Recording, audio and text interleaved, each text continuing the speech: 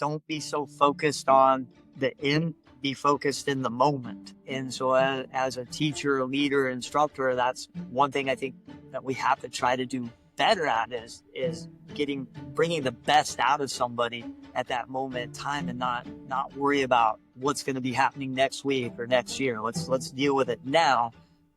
But as a coach or instructor, we need to have that mindset to know where to help push that person, or how to show them how to overcome that obstacle. This podcast is for informational and entertainment purposes only, and is not a substitute for professional mental health advice, diagnosis, or treatment. Consult a qualified professional for your needs. Views expressed are those of the hosts and guests, and not necessarily those of Meet Your Mental Helper Podcast LLC or its affiliates. We are not responsible for actions taken based on this content. Welcome to the Meet Your Mental Helper podcast. I'm Jim Weisbecker, the host. I'm also a licensed professional counselor in Arizona who loves to talk shop with colleagues. And when I do, I'm always amazed at how much knowledge they have. And I think to myself, they should have a podcast, or they should be on a podcast. But they're not celebrities. They're counselors, therapists, psychologists, life coaches of all type who grind it out every day in our community to help us grow and to help us heal. Without further ado, let's meet today's mental helper. Welcome to this episode of Meet Your Mental Helper. And tonight we have a coach, we call them warrior coaches. Tonight's guest is Chief Master Mike Kassebaum, an 8th degree black belt and certified taekwondo instructor under Global Traditional Martial Arts, and originally descended from Grandmaster G.K. Lee. He also holds a black belt in Krav Maga through Krav Maga, Tactical Krav Maga, and Krav Maga Alliance, a 2nd degree in Hapkido, and a purple belt in Jiu-Jitsu under Carlos Machado method. Chief Master Kassebaum began his martial arts journey in 1984, earning his 1st degree black belt in 1986, and his Chief Master title in 2018. He's a former national weapons champion and world champion in traditional forms, sparring, and extreme weapons. He owns and operates Kassebaum's Martial Arts and Nebraska Krav Maga in Bellevue, Nebraska, and co-owns the Elkhorn GTMA Academy. Over his career, he has trained military personnel, students, and corporate teams in self-defense across Nebraska, Kansas, and Missouri. Today, several of his students run their own successful academies, including 3 master instructors. Outside the studio, Chief Master enjoys time with his wife and 3 children. And we'd like to welcome you tonight, Chief Master Mike Kassebaum. Great to have you, sir. Hey, thank you, sir. Appreciate it. I know you're very, very busy, and appreciate your time. So tell us a little bit about, I know I went through a few things, but what you specialize in, as far as your programs and how you teach that, Yes, sir. mindset element of it. Go ahead, sir. Yeah, no, thank you very much. Like you said, we're in Bellevue, Nebraska, and I've been fortunate enough to be with the martial arts, for the past 41 years now. I started in 1984, and just one of those things. I walked in and I kind of saw all the black belts and the instructors leading and teaching, and I thought, that's kind of what I'd like to do. My buddies and myself, we kind of were into the ninja television shows and movies, and so that's kind of got us on our journey to start kicking and punching. We want to do that, and I've been fortunate enough to hang around really good people, and it's just kind of opened up some different doors and opportunities for me. I started teaching when I was 12, and running my own location when I was 13. And from there, I just kind of have branched out to all different ideas, I guess, and thoughts from the martial arts. So it's definitely helped me.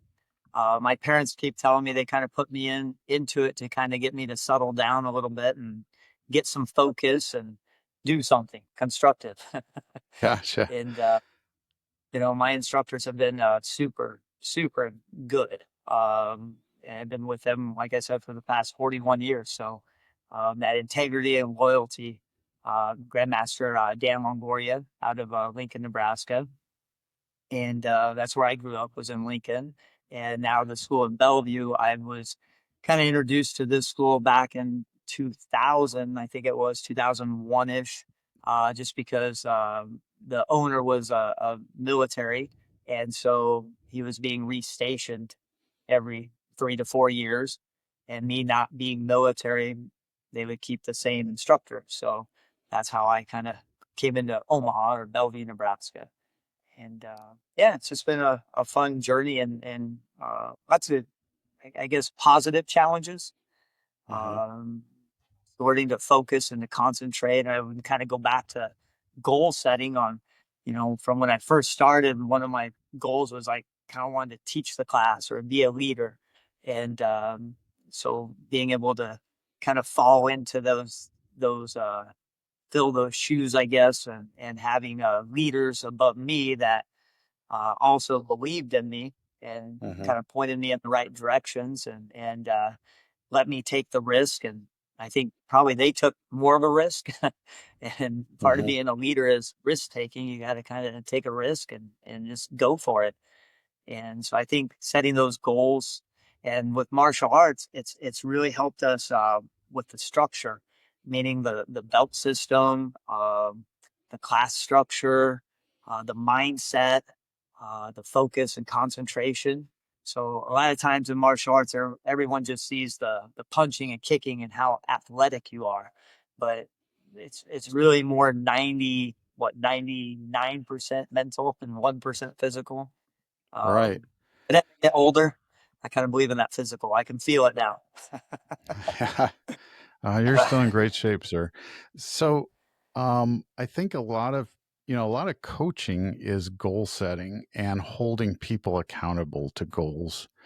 And one of the Mm, reasons we have this category of warrior coaches is because um, it's the whole martial arts system is structured for goal setting.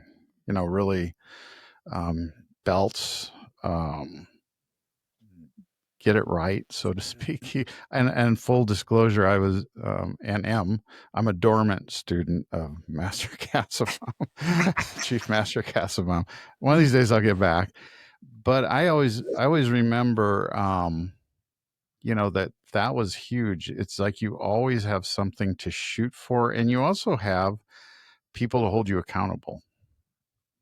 yes, the classes and that, just getting there weekly, just showing your enthusiasm by coming to one class and picking up something, or just physical conditioning, just moving and letting your mind relax, but concentrate in a different area to get you motivated to go back to whether it's work or family or school, if it's the kids, or college classes for that age group. It just then it kind of builds where then now you're kind of, well, in a monthly atmosphere. Now you got to kind of the repetition, the discipline to show up consistently now. So it's kind of teaching everybody, okay, now you got some motivation, but now you got to stick to it, and stay consistent with it. And then you kind of go into, like, our structure. We do about a 12-week program every 3 months. You can test for a higher belt rank for the colored ranks. Black belts, you kind of get into degrees, and with the degrees now become years in between. So that focus and concentration and discipline, if you don't get that developed as colored belts, by the time you have to wait a year to test for a second degree, or 2 years to test for third degree, and so on and so forth, or age requirements for black belt ranks and that, it's easy to lose focus. So the curriculum cycle really gets you back to that accountability. Are you staying on task, and um, kind of understanding your time and that, and how to do things and finish things in a timely manner, or be responsible for your actions. If you're not following through, then you got to be accountable and not test. Or if you Hmm. go to a championship or a tournament, that may not. fall into your lap as easily as if you were training successfully, consistently with that discipline. But then again, you can train hard for championships and it just doesn't go your way. So you learn to work through those failures. So you always have those ups and those downs, those peaks and those valleys. Mm-hmm. And I think that's one thing that's helped me over the years with my family, and my business and schooling and everything else. And that is you learn to be a problem solver. And, Krav Maga is definitely a problem solving activity because Krav Maga was developed for Mm-hmm. the Israeli military. So it's hand to hand combat, but we focus on our fighting, our self defense and weapon defenses. And we kind of always take the standpoint as the worst case scenario. Now, how do you come out ahead? And so Mm-hmm. yeah, it's kind of neat. Where the taekwondo in that, I would say we still have the same attitude, but we also have the mindset of creating that art and Mm-hmm. putting our own aspect out there for everyone to enjoy, I guess. And I think with the structure as GTMA and the Krav Maga Association's Krav Maga Alliance, they really kind of help build that structure and that curriculum. Um, but it's not what do I want to say, like a cookie cutter curriculum where you just follow the book and do this and this and this and that. What makes, I think, our academy here in Bellevue unique is that I teach probably 98, 99% of every one of my classes. So you actually have somebody with 41 years, a Chief Master ranking, eighth degree black belt, that's actually doing the same class as the white belts through the high ranking black belts, leading it and hopefully showing some responsibility. Um, so we get to add, or I get to add my personal touch, I guess, Mm-hmm. to the classes. And so it makes it really nice to kind of get to know the students and to help them through any challenges that they may have, or to help keep students motivated and excited to set their goals. Mm-hmm. You mentioned earlier, you go through peaks and valleys, which certainly represents life.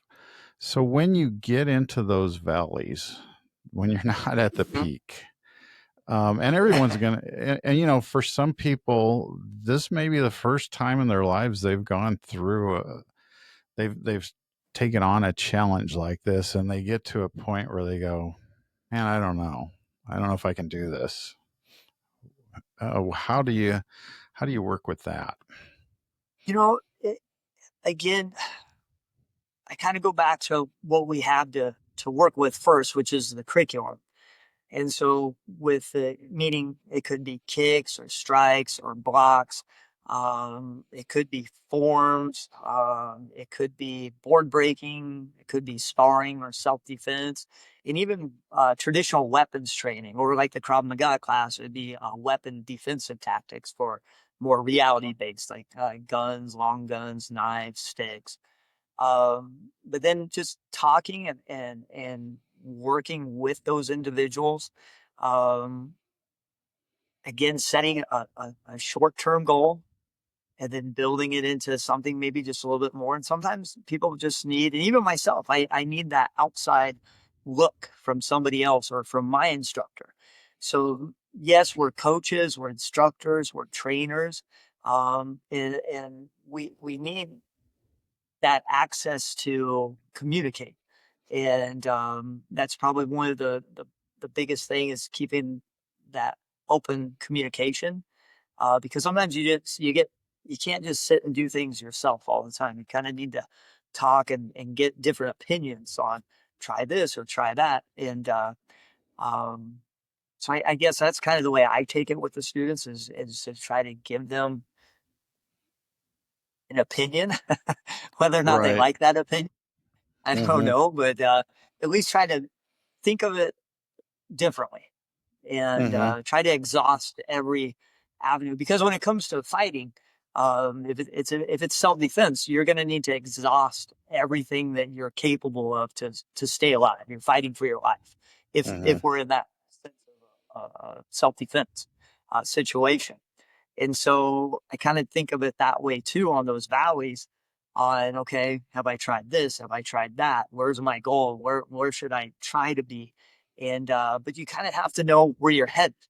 So if it's like a tournament, we have those dates or deadlines on when to be ready and what checkpoints to get ready, or the martial arts testing or progress checks for your new belt ranks, or strike tests for jujitsu. We need those checkpoints to kind of see and go, hey, yay or nay. Did we do well? Did we not do well? What do we need to adjust? And then some of that is, working with a coach or working with an instructor to get that Mm-hmm. opinion to see. Because class is one thing, but you also need to don't be shy and ask for extra help every now and then. Or Yeah, and there's a lot of and the people. testing give you Go ahead, sir. Sorry. because you may in the testing you may fall flat on your face. Something may happen and you fail. And so again, you got to try to spin that into a positive on, what you learn. Because you can either keep going ahead or you can throw your hands up and quit. Those are, your Mm-hmm. two main options. We don't want anybody to quit. We want to try to keep forging ahead and try to get Yeah. back to that peak. The hard part's holding at that peak Holding. and Yeah. that, Right. because somewhere along the line, there's always somebody that can be a little bit better, whether it's Yeah. business, competition, or even just attitude. And so you gotta kind of set those goals and know when to relax a little bit and when to dig back in a little bit more. And It's a great point. I was listening to. I was caught an interview with Tom Brady, the 7-time Super Bowl champion, and he said he learned the most not from 7 Super Bowls, but from the losses. He said, I learned the most from the failures. And I thought that was really interesting because a lot of people throw their hands up and go, oh, this testing didn't go so well, or I didn't make it past the first round of the tournament, or I went tonight and I felt slower than everybody else there. I'm speaking from memory, but yeah, that can so happen. Yes, sir. so yeah, and what's really cool is that growth mindset. A fixed mindset is I have to pass this testing. I have to be perfect. A growth mindset is, am I getting better? And I feel like that's one thing martial arts really works on, is more of the effort, and then the goal will come. Do you agree with that? Yes, sir. I would. I would. Hmm. And I think but that's a tricky part to get students to trust the process, because everybody wants the shiny trophy or medal. Everybody wants that belt and get patted on the back. So how do you get how do you get them motivated to embrace the process? Like a night where things don't go well, but you're just sweating and you walk out and go, how do you get them to recognize, hey, you did something? Right. And that's, I think you're right on there, where you have to just kind of train, just sweat. Um, don't be so focused on the end, be focused in the moment. And so as a teacher, leader, instructor, that's one thing I think that we have to try to do better at is bringing the best out of somebody at that moment in time, and not worry about what's going to be happening next week or next year. Let's deal with it now. But as a coach or instructor, we need to have that mindset to know where to help push that person, or how to show them how to overcome that obstacle, if that makes Mm-hmm. sense. And a lot of that's training drills. It could be stress drills. In Krav Maga, we do a lot of stress. Anybody can be perfect on a skill or technique, but when things go south really fast, you have to make quick decisions on, you know, and you're going to do what you trained on.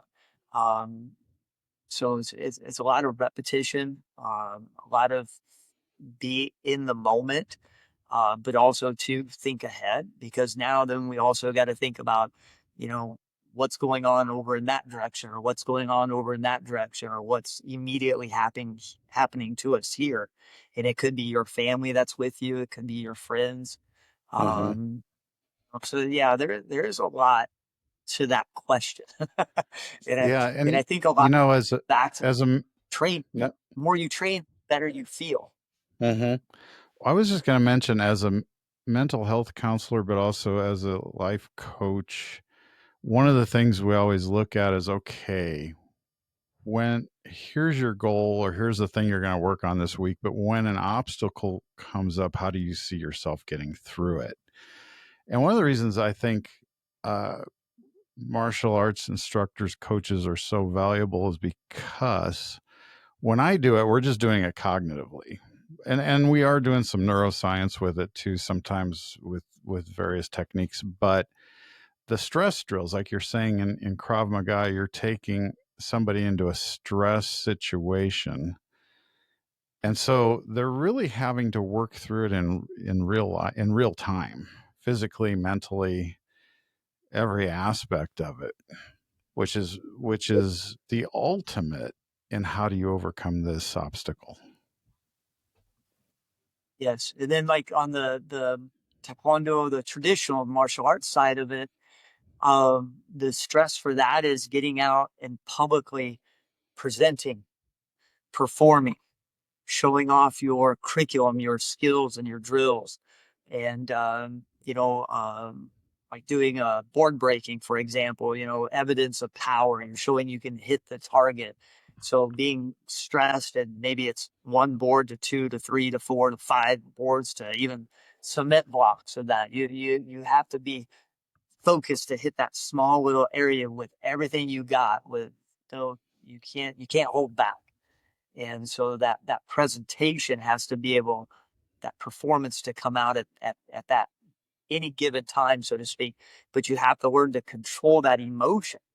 And so breathing, being able to focus and breathe and get your mind thinking, which is back to, let's call it tactical breathing. And then if you're Mm-hmm. doing stress drills, or you're in some sort of physical self-defense, or stress, I guess, you got to learn to, everybody says just stay calm. Stay calm. Yeah, yeah, stay calm. Well, you have to practice staying calm and Right. learning to breathe. And if you don't ever do that, then you start to lose your cool really fast. And Mm-hmm. so I think with kids especially, and even us adults as we train in that, we have to kind of be reminded, hey, just breathe. And so Mm-hmm. when we do some of these artistic forms and martial art techniques, the patterns we'd call them, or katas or pumses for the Korean term, you have to be able to control your emotions, control your breathing, be able to remember the Right. set order of movements. And that takes, you can practice all you want, but you can tell when people are, when it becomes an automatic reflex rather than just they copied somebody, or they just memorized it just to Sure. memorize it. Mm-hmm. And that's kind of one of the keys, I think, of our class schedules, and our weekly to our monthly to our 12-week course to a year program, is everything's kind of built into that program, where we start with nothing and we're trying to build it into an automatic reflex by the time we get to the end of it.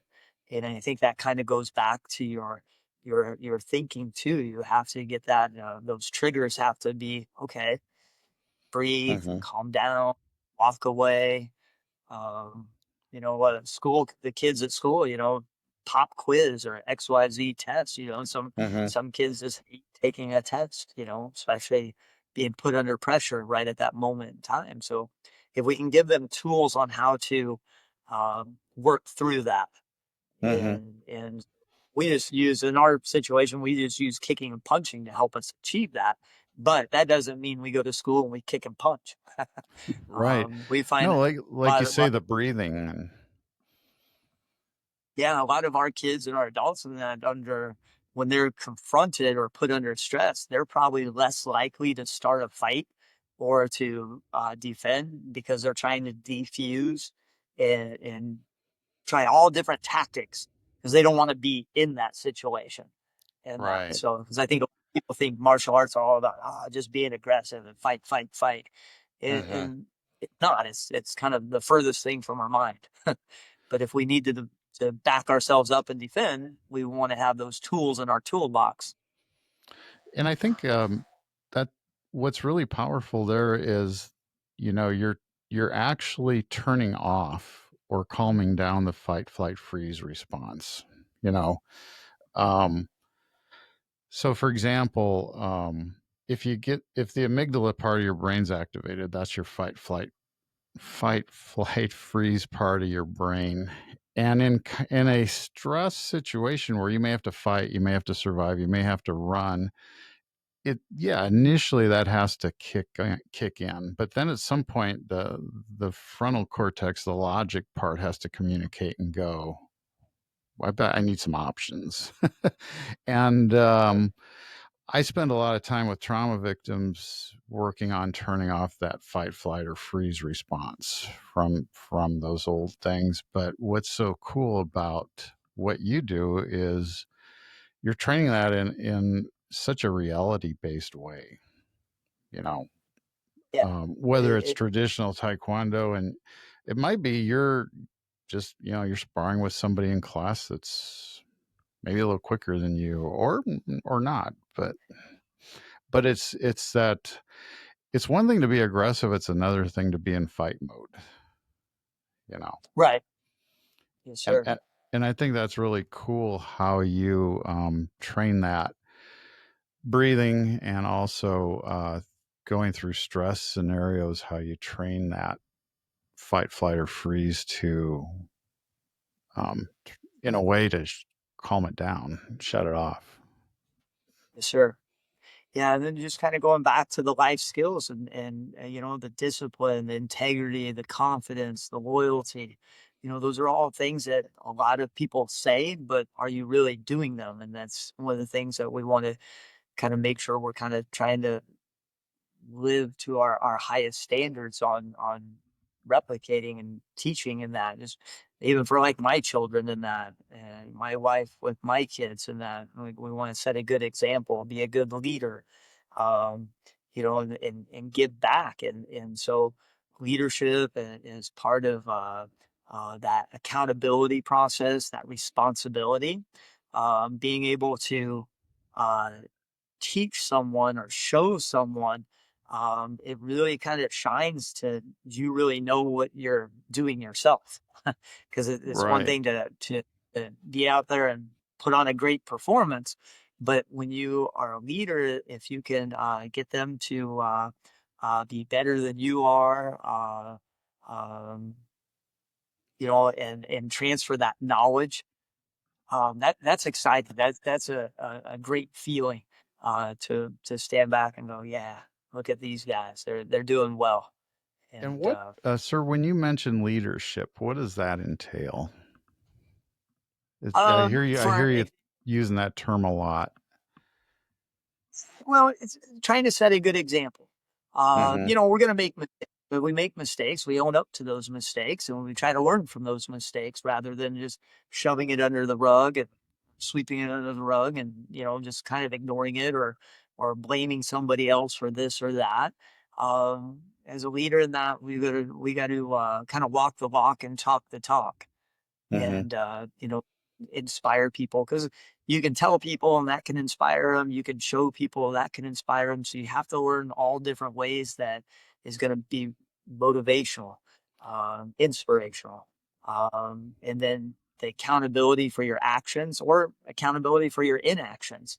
Those are all things that we're trying to teach our guys, our kids through our adults, just to make sure, they're the future of, Yeah. not only the martial arts, but our citizens here in our community. And we want to feel safe in our community and, you know, um, kind of How get, does how do you take students into leadership? Like, is there a formal process for that, and what's that entail? A lot of it is anyone can be a leader, and that we just have to, you know, standards would be on the martial arts side of it is there has to be something that they can teach in the martial arts right now because that's kind of what people are coming into our school for, and Mm-hmm. that is to learn to kick punch. So we try to get them a few ranks up where then they can lead. But we have new students that are great leaders that lead things. There may be a teacher at school or a counselor or uh, you know, they have those qualities. So we don't want to tell them, no, you're not good enough. You can't stand up front and help direct traffic or help the flow of the class. And that, Mm-hmm. so it's kind of finding those placements and then getting the person to kind of come out of their shell sometimes because sometimes they're great students, but they may sometimes have a tough time as a student, but they can communicate very, very well. So they kind of use the communication skills Mm-hmm. to lead. Then that helps them in return to be better at their physical techniques, if that kind of makes sense. But it also holds them Totally. accountable to taking to the next level their discipline and their respect. Because if they're not doing it, then why would anybody else follow? I was So gonna it kind just of holds that next level. I have a trick question for you, sir. Well, do you know what there's been polls done? Do you know what the most anxiety provoking thing is that people rate as number one? The one activity they rate as the most anxiety provoking activity. I would, if I took a guess, I'd probably say public speaking, getting in Bingo. front of people Yeah, talking. and it's so cool that you're talking about how even beginner students you might say, "Hey, you guide this group here right now." It's it's like it's like day one you're tackling that public speaking or being in front of people. You know. Yeah, it's neat in that sense to get them, and some people just love talking in front of people, but like you said, majority of the people don't. So they're good, and so you've turned the spotlight on them, and then it's like, oh, they're as Mm-hmm. quiet as can. So help him. But back to the self defense, you may have to be a leader in, let's say, our active shooter courses or anything like that. That you may have to take the lead on telling people what to do, or it could be a trauma situation in that medical, and that you may have to step up and tell people. People want to do something, but they don't know what to do. So you may have to step up and communicate. And so in taekwondo and martial arts, we get a lot of the kiops or the yells, the ayah and that. And a lot of people are like, I don't want to, I'll do class, but I don't want to yell. And the whole idea of that is to get you to talk in front of people. So it's just Mm-hmm. done on a traditional way with the what we call the kiops or the yells. Yeah, I don't think people think about that. But it Yeah. is really overcoming some self consciousness to do that for anyone to yell to yell in Yes. front of Yes, sir. other people. I know Yeah. there's You more know what? to it than that. Right. Yeah. We could have a whole hour conversation about kiops. um, you gotta, like I said, you kind of have to be a risk taker, and as a leader, you got to kind of be able to push yourself a little bit, learn from your mistakes, grow from your mistakes, but grow as a leader, and just your responsibilities. Um, and be humble. Don't go around bragging when things go great for you. Sometimes you gotta it is what it is. Right, right. No, for sure. And I think that's kind of a growth mindset element is if you are winning a lot, if you are succeeding a lot, is always, I always tell people, point back to your effort. You know, I'm doing well because I put in a lot of effort and my effort pays off most of the time. But then there's no ceiling because it's all there's no ceiling to how much effort you can do. There is a ceiling to how much you can gain sometimes, right? Maybe it's your, but with effort, there's no ceiling. As long as you're increasing your effort, there's no ceiling on what you can accomplish. And it also takes you out of that fixed mindset of being oh, I did it myself. Look at me, Yep. No, I would agree with you 100%. I mean, I'm very thankful for my parents and my brother. They've been with me along this whole 41 years. They've still actually the tournament we're having this weekend, they're going to be at that, helping out doing X, Y, or Z. So it's neat to see them still participate and help out. And when I kind of where I was headed with this was when I started teaching back, I started when I was 10, almost 11 in that, Mm-hmm. because it was October of 84 when I started. And I got my black belt when I was 12 and I started teaching, helping assist with classes and just being a leader and that. And yeah, I'm only 12 years old, but I can still set a good example and stand in front of the class and demonstrate and help break down into groups when I was needed to. And, so I was very fortunate that my instructor gave me those tools and the belief to back me on that. And then the same with my parents, because they helped me um, get into my first club or school when I was 13. And, and it was all basically uh, effort. Put the Mm-hmm. effort in, show up, be consistent, have the discipline to do it. And when you talk the talk, walk the walk and that, Mm-hmm. because I could have been doing other activities here with school and this and that, but I chose to teach. And so they backed me, and then my wife and my kids, they have been with me, and they back me on everything that I do, and that support is so important.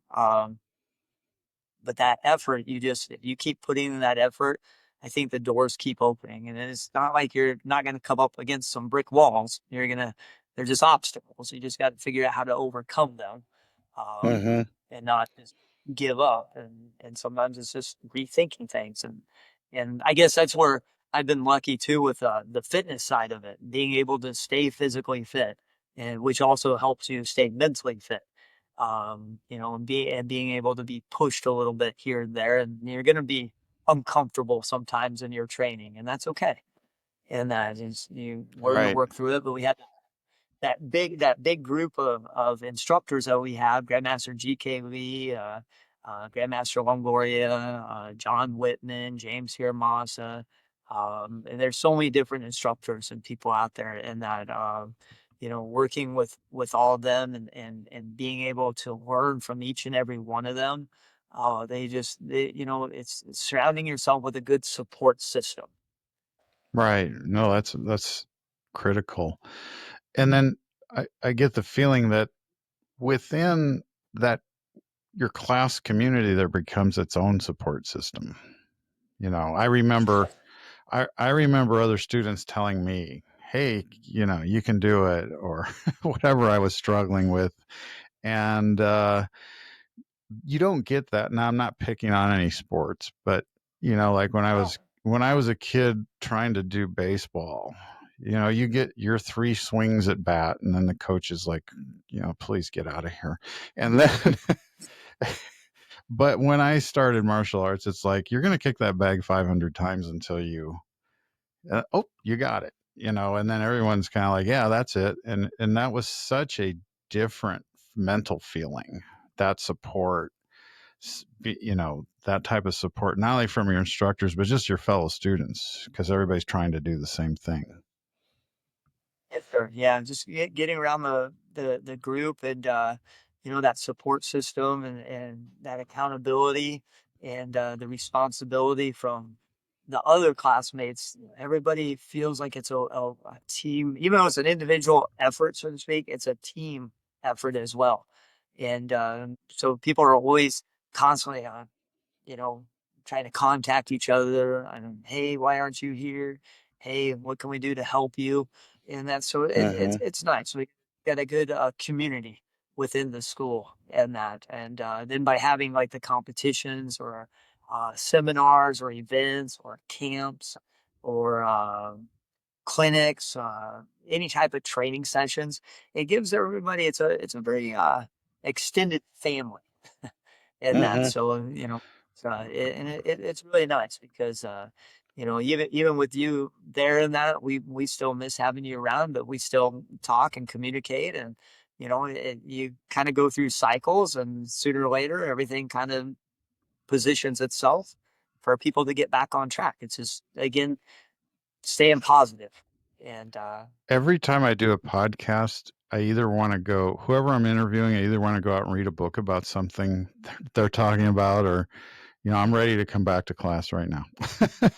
Just talking to you.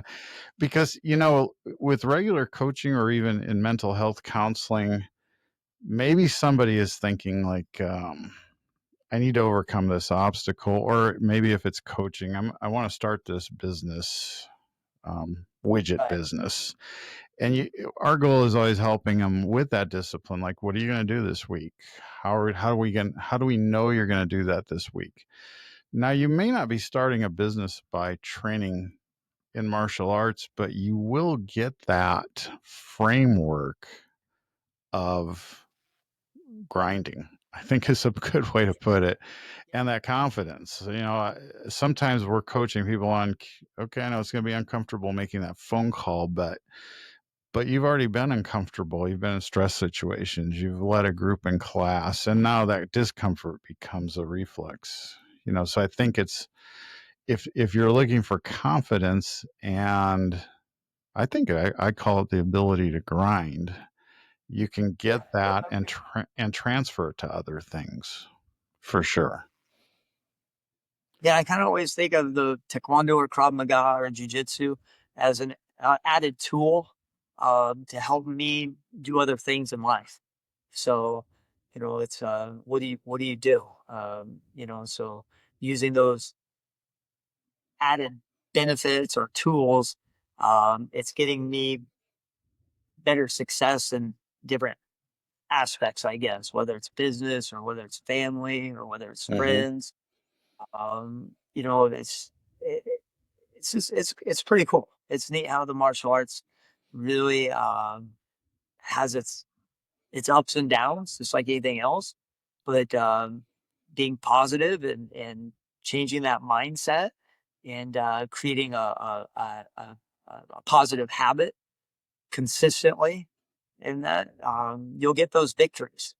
And you know, And as you see people come into, you teach everyone from small children up to 90-year-olds, I'm guessing, but yeah, we start them as early as sometimes 3. If they're potty trained and they want to pay attention for 10 or 15 minutes, they can come out on the Mm-hmm. mat. Usually that age group has a sibling that's in class with them. sure. So, but we find on the average in that, that 5, 6 year old age range is really good. Then all the way up to, I think our oldest student right now at our academy is 76, maybe 76 years old. Wow. Good for them. Yeah. And we're getting a little bit more activity from our I would say our 50s and 60s, where it used to be, everybody in their 20s and 30s, and Mm-hmm. uh, the 7, 8, 9 year olds. So we're kind of all over the board, and I then know. men, women, both. hmm I know a lot of people will say I'm coming in for physical fitness, but what do you see as far as people coming in emotionally or mentally, and maybe some examples of how you've seen them transform? What do you like? I mean, I was getting bullied at a new school when I took martial arts. I'll be honest. I was 14, had to go to a new school, didn't know anybody, kind of became an introvert, right? And then I of course would never have admitted at 14 I was taking it for that reason, but within a short period of time, so many other things changed. So many other, just the way I walked, the way I talked, everything changed. But what do you see in that respect, sir? No, you're right with that. Just that level of confidence and how you carry yourself. I mean, when you think self defense and that, if you're looking like the weakest one, out of the group or not paying attention and on your phone all the time and heads down, and you're an easy target. So we want to make sure that eyes are up, you're aware, you're paying attention, so that shoulders back, chest down. Just that confidence. Somebody's is looking at you or walking towards you. It's okay. Hey, what do you want? How can I help you? Speak up a little bit. Let them know they're there. And because sometimes a lot of attacks than that, it's more that element of surprise, and that you Mm-hmm. just looked like an easy target. So I'm going to take advantage of it. It's a time thing. Um, but I think especially with kids in school and that, we've had really good success rates with the kids building their confidence, showing off that confidence with our program, I guess, with like the belts and the tournaments, competitions. We're at school and that, they're either the star or the lead in a play or a concert where they're singing and dancing and doing a solo, which is just like, Wow. wow. And their parents are like, they would never do that ever.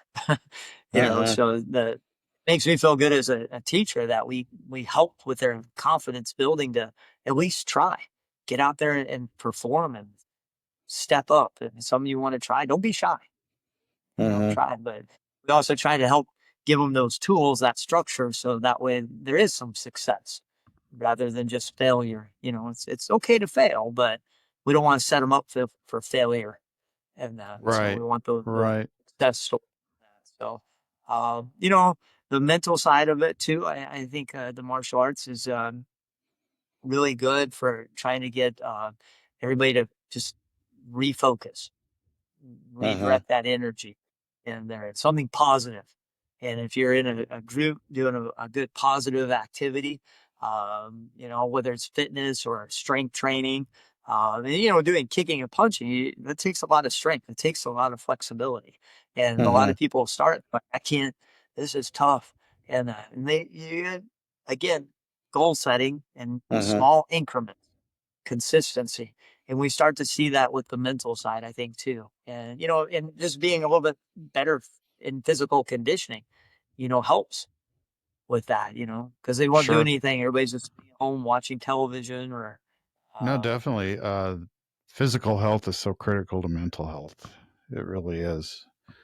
Have you uh, seen people maybe come in who are emotionally kind of in a kind of walled off, or, yeah, they're we with that, and that's a tough one. You got to take it case by case and student by student. The nice part though is the because of the community we have of students and the support system is really there for everybody. We don't tell everybody's story, that's right. between the student, Mm-hmm. but just camaraderie and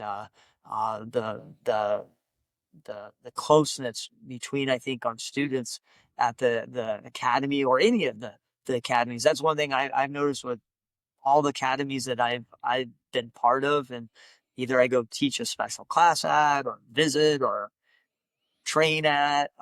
Everybody is very uplifting and motivating, and Mm-hmm. there isn't, the anybody that's kind of having a rough day, it's gone pretty quick, and that Mm-hmm.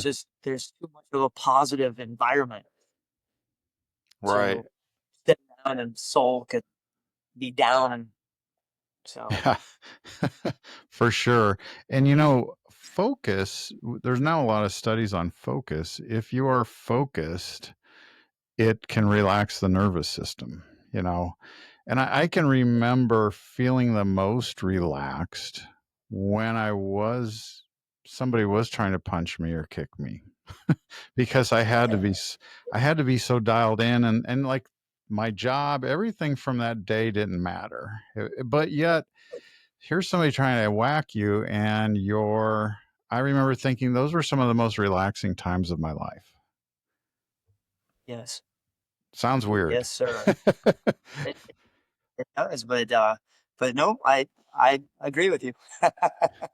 So I was going to ask you, 41 years, you were doing this before TikTok came along. And there's a lot of studies now with kids. In fact, there's some studies saying maybe the swiping is contributing to some ADHD and whatnot. What have you noticed from the pre-swipe? We'll call it the pre-swiping days to now, as far as focus and getting that, dealing with people 20 years ago even to now with this constant electronic distraction, especially kids. Well, adults too, though, really. Right, right. We were just talking about the other day about like work ethics, and that if it's not accomplished in a short period of time or quickly or change from one thing to another thing, it's like, all right, I can't do this. And Mm-hmm. years ago, you could really, I don't know if you want to say, I don't know, maybe the discipline was tougher back then. You could stick Probably. with it a Mm-hmm. lot further or a lot longer. Because our classes and that we run about 45 minutes for a class, but we do multiple classes in a night. So we have students that may, for example, adults, they may come in and warm up with a fitness kickboxing class, and then turn around and do a martial arts class, followed by a Krav Maga class for self defense at the end.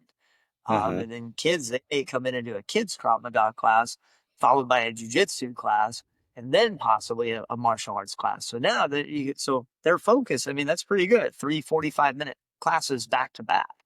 Oh, That's a definitely. lot of dedication, focus in that. But I know when I started, classes could be an hour, hour and a half long. So we've kind of cut them in half. But there's Uh-huh. things that the teaching principles and some of the things we've done, you can do outside of the school or the academy. So sometimes we don't have to get away with those um, in every class, if that makes sense. So we have a short Sure. time frame to work. And again, it's just the curriculum, how it's laid out and that. Mm-hmm. But yeah, anything's good. I mean, if it starts helping with that focus and developing that concentration and discipline, um, Yeah. That's so the critical. discipline standing still and paying attention, Mm-hmm. um, or it could be the discipline of sticking with like doing 10 push-ups, don't give Mm-hmm. up, stick. So, Yeah. but Just then we also go ahead, flip sir. side of the yes sir, yes ma'am, no sir, no ma'am, Mm-hmm. the curve that way since it was a military art. Mm-hmm. And that really brings in a mindfulness to it, which is super valuable. Like you say, just standing still, standing at attention, standing erect. You have to be mindful to do that, and that's Yes. just saying yes, sir, is takes you got to think about it for a second. I mean, it becomes a reflex, but I remember in the late 70s when I started, I said yeah once to my instructor. I go, yeah. I did like 25 push-ups or something. and but those were the 70s. It was a different time. Yes. But it definitely made an impact. And I think that's being mindful is something that again comes back to that focus and being in the moment. That's so valuable. Yes, sir. Anything else you would like people to know, sir, that we haven't covered? Yeah, we've covered a lot and it's been great, but anything in particular if there's one takeaway people could take from this, and there's probably more than one, but what would that be, Yeah. or what would those things be? I would just tell you if you kind of have an idea, if you want to try the martial arts, just get in there and try it. Just do something. Be active. Do a little bit of research. Visit some of the schools. Call, watch classes, go back, do a couple classes, multiple classes. Meet and greet with the instructors, and just make sure it's a good mix in that. Um, Sure. Sometimes just because the closest location doesn't mean it's the right fit. So you want to find a good instructor, a good leader, and know their values. And it's don't be shy. Right. It gets you doing something in that, and but I'm that type of person too. I like that physical. Let's try this. Let's do that. Let's swing this. Let's punch and kick at this. Mm-hmm. But then I also have my moments too that I need to sit and just study and focus on different things. So it's kind of fun to be. Um, I don't know, try new things and that. So Yeah, that's an yeah, awesome. that kind of answers your question or not, but No, definitely. I think if you want to make a commitment to break that ice of being in front of people, being able to work on performance, being able to work under stress in an environment where there's so much support and so much accountability. Um, I don't think there's anything better than a good martial arts program. I would agree. I think any of the martial arts are good. You just got to find the right instructor, one that complements and fits your lifestyle. If that makes sense. And then I will post, sir, all of your website information, how to contact you um, Oh, on the after this. So if people want to reach out, if you're in the Nebraska area or even possibly Kansas, Missouri, people at Chief Master Mike Kassebaum could point you in the right direction. Or if you can work with him, better yet, 41 years of experience. You don't get that a lot in a coach these days. really proud with GTMA, Krav Maga Alliance. We have a lot of different locations all across the globe, and Sure. so we always have some connections on trying to put you in touch with the right person, and if I can't help you, we'll try to find the right person to help you in that. So Great. And, sir, I know when this actually gets posted, some time will have elapsed, but do you have some coming up this summer, this fall, some programs or things you want to talk about? I know you always have we something. we always give away a free month of or sorry, a free week of classes every month. We always have free trials and that to let people come in and try classes, see what they like or what they don't like. And we want you to be honest. Maybe you like what we did, maybe you hate what we did. That's fine. No hard feelings in that. We're glad to be able to share our vision, of martial arts. We're always doing different self-defense seminars from women's self-defense to September, Octoberish. We'll do a anti-kidnapping class for the kids, Wow. even adults too. To our active shooter training, um, our tournament competition training, traditional martial arts.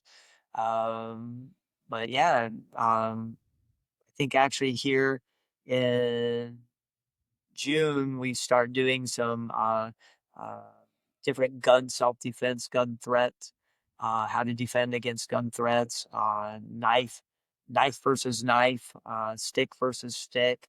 So we have some different techniques and Wow. skills and drills that our guys that train a lot, to even our new people that want to check that out, we can see if it strikes a nerve. Awesome. Awesome. And there will be nerve struck, right? Especially in weapon stuff for sure. Yes, sir. Well, sir, I sure appreciate your time tonight. We're filming this kind of at the end of the day, and you've how many classes have you taught today? Today, Monday was an easy day. I started at 5 and finished at 9, so I'm good. 5 to 9. And Yeah, that's easy. tomorrow, I go from basically, I think around 10 to 12:30 tomorrow, then back again at 4 to 9 tomorrow. So Gotcha. Gotcha. Well, you have a passion for it, sir, and 41 years of passion. And again, we'll post Chief Master Mike Kassebaum's information. And sir, I just want to thank you so much for. I know you're busy. You got a huge tournament coming up that you're hosting, and just appreciate your sharing your knowledge with us today. Thank you, sir. I really appreciate the invite, and thanks for listening. And I hope I helped in one way or another. So, Yeah, let's do it again sometime. yes, sir. Appreciate that. All right. Thank you, sir. Have a great day. You too. Thank you, sir.